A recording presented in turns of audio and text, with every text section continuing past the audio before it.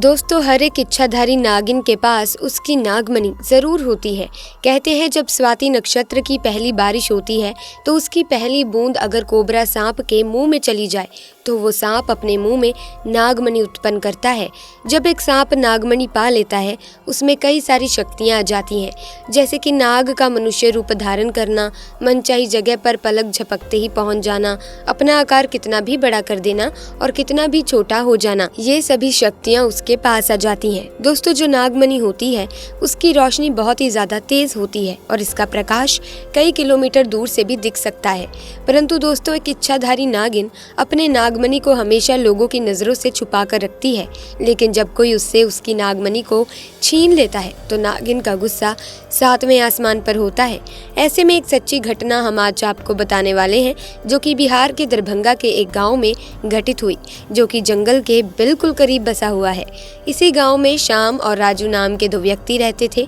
दोनों के बीच काफी अच्छी दोस्ती थी और दिन के समय दोनों ही बकरियों को चराने के लिए जंगल में जाया करते थे।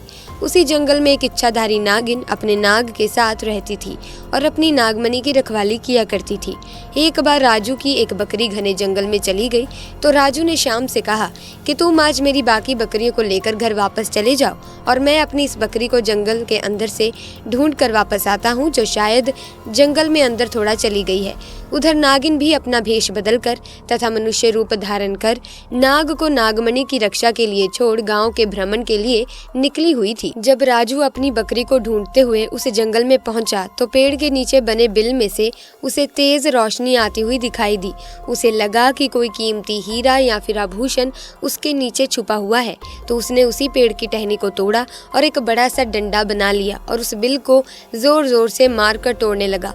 उस बिल को तोड़ते समय राजू बहुत तेजी से डंडे से वार कर रहा था, जिसमें से दो चोट नाग के बिल के अंदर मौजूद नाग पर लग गई और नाग ने उसी समय अपना दम तोड़ दिया।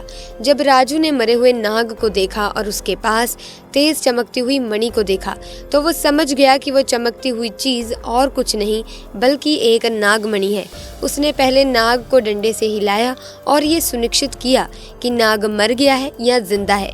फिर उसने जब इस बात को पक्का कर लिया कि नाग मर गया है तो उसने अपनी जेब से सफेद रंग का रुमाल निकालकर उसके अंदर उस नागमणि को रख लिया और भागता हुआ तेजी से घर को निकल गया और ये भी भूल गया कि वो जंगल में अपनी बकरी को ढूंढने आया था और वो बकरी अभी भी जंगल में ही रह गई। इधर जब नागिन वापस अपने बिल की तरफ लौटी तो जैसे ही उसने नागमणि गायब पाई और अपने नाग को मरा हुआ देखा तो वो गुस्से से आग बबूला हो गई। उसने अपनी शक्ति से नाग की आंखों में ये देख लिया कि उसके नाग का कातिल कौन है। दोस्तों, राजू ने अब एक बहुत बड़ी गलती कर दी थी। उसने नाग के मरे हुए शरीर को वहीं जंगल में छोड़ दिया था।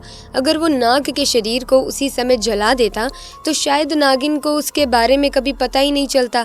उधर राजू बहुत खुश था क्योंकि उसे दुनिया की सबसे शक्तिशाली चीज मिल चुकी थी, यानी नागमणि मिल चुकी थी।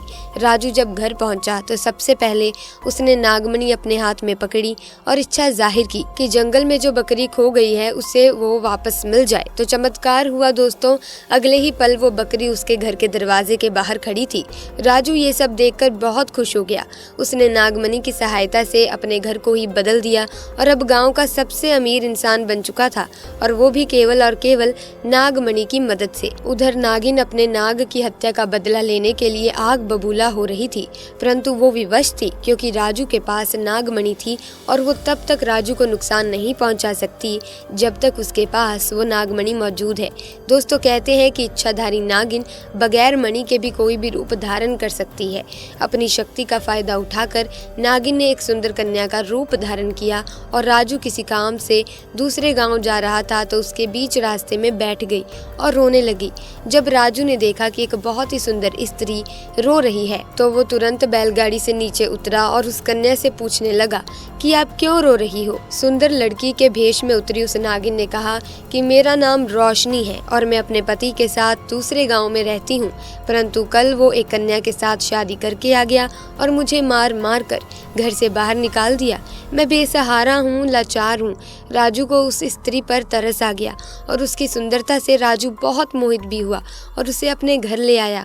धीरे धीरे नागिन और राजू के बीच में दोस्ती शुरू हो गई और ये दोस्ती इतनी गहरी होती चली गई कि राजू को पता ही नहीं चला कि अब वो इस स्त्री के प्यार में फंस चुका था।